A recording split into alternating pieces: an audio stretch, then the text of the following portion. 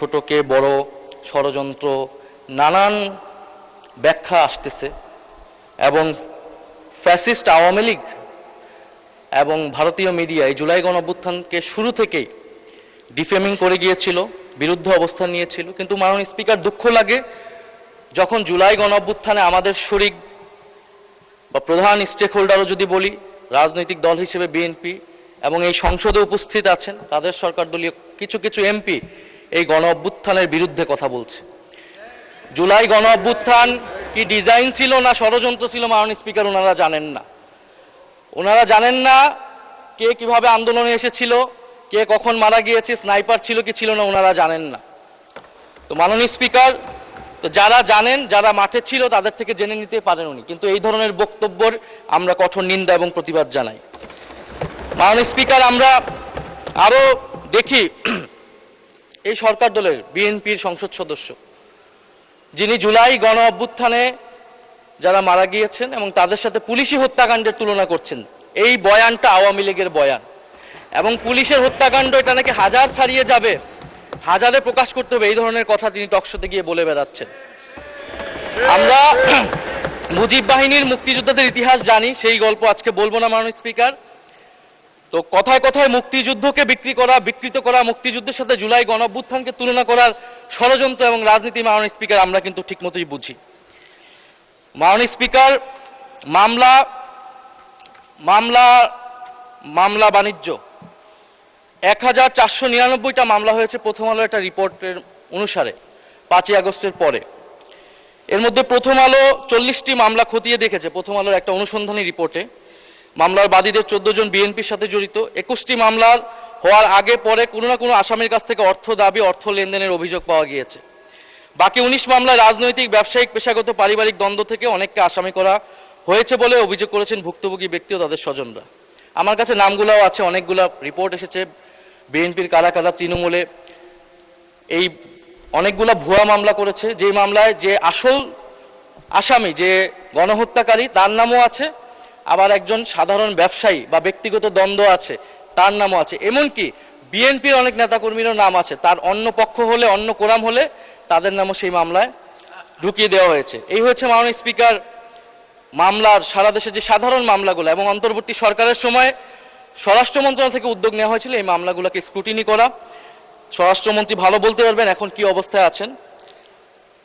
তারপরে মাননীয় স্পিকার আইসিটির ওনারা সরিয়ে দিলেন, ওনারা ক্ষমতায় এসে কেন সরিয়ে দিলেন এর কোনো ব্যাখ্যা আমরা ওনাদের কাছ থেকে পাইনি। তা আমরা আশা করেছি যে উনি সরিয়ে দিয়েছেন ওনারা, যে এই কাজ, মামলার কাজ যাতে দ্রুততার সাথে এগোয়, আরো দক্ষতার সাথে যাতে ওনারা বিচারগুলো করতে পারেন। মাননীয় স্পিকার একটু সময় বাড়িয়ে দিবেন। মাননীয় স্পিকার, এই সরকার গঠিত হওয়ার পর কিছু রায় এসেছে, কিন্তু এই রায়গুলা, এই মামলার সব প্রসিডিওর আগের প্রসিকিউশন টিমই সম্পন্ন করে গিয়েছে। নতুন করে 3টি মামলার অভিযোগ গঠন করা হয়েছে, যার সবগুলো প্রসিকিউশন তদন্ত, আগের প্রসিকিউশন তদন্ত সম্পন্ন করেছে। আমার জানা মতে নতুন করে কোনো মামলার তদন্ত প্রক্রিয়া বর্তমান প্রসিকিউশন আগাতে পারেননি।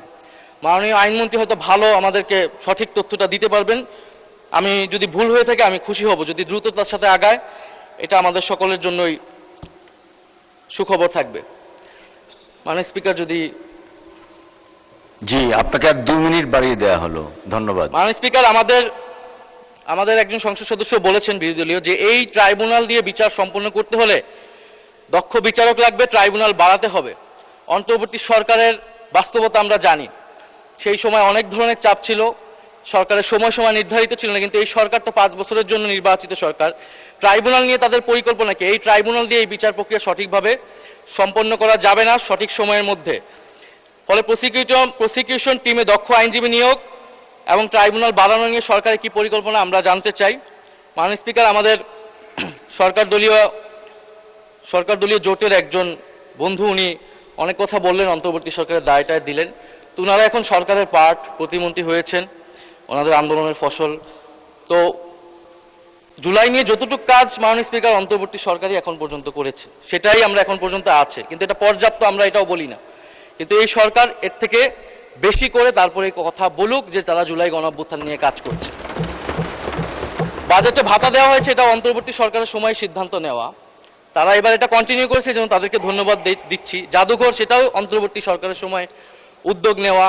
ট্রাইব্যুনাল বলেন সব কিছুই। তো আমরা আশা করব এটাও পর্যাপ্ত না, ওনারা পর্যাপ্ত উদ্যোগ নেবেন, সেটা আমরা আশা করছি। মাননীয় স্পিকার, আমরা দল হিসেবে আওয়ামী লীগের বিচার চাই। ট্রাইব্যুনালে দল হিসেবে আওয়ামী লীগের বিচার করা হবে, যেই দল ইতিহাসে দুইবার সুযোগ পেয়ে এদেশের গণহত্যা করেছে, এদেশের গণতন্ত্রকে হত্যা করেছে এবং এদেশের সকল প্রতিষ্ঠান ধ্বংস করেছে, লুটপাট করেছে। আমরা বাকশালের কথা জানি, ইতিহাস থেকে পড়েছি, এবং জুলাই গণ অভ্যুত্থান সহ গত 16 বছর আমরা সচক্ষে দেখেছি। এবং জুলাই গণ অভ্যুত্থানের যে হত্যাকাণ্ডের সাথে জড়িত, তার বিচার দল হিসেবে আওয়ামী লীগকে করতে হবে। শেখ হাসিনার মামলার রায় হয়েছে, আমি নিজেও একজন সাক্ষী, জানি না সরকার দলীয় বন্ধু কেউ সাক্ষী আছেন কিনা। সেই মামলার রায় কার্যকর করার জন্য দ্রুত সময়ের মধ্যে দিল্লির সাথে মাননীয় স্পিকার। ধন্যবাদ মাননীয় বিরোধী দলীয় চিফ হুইপ। বক্তব্য রাখবেন মাননীয় আইন, বিচার ও সংসদ বিষয়ক মন্ত্রী জনাব মোহাম্মদ আসাদুজ্জামান। আপনার সময় 10 মিনিট। ধন্যবাদ আপনাকে।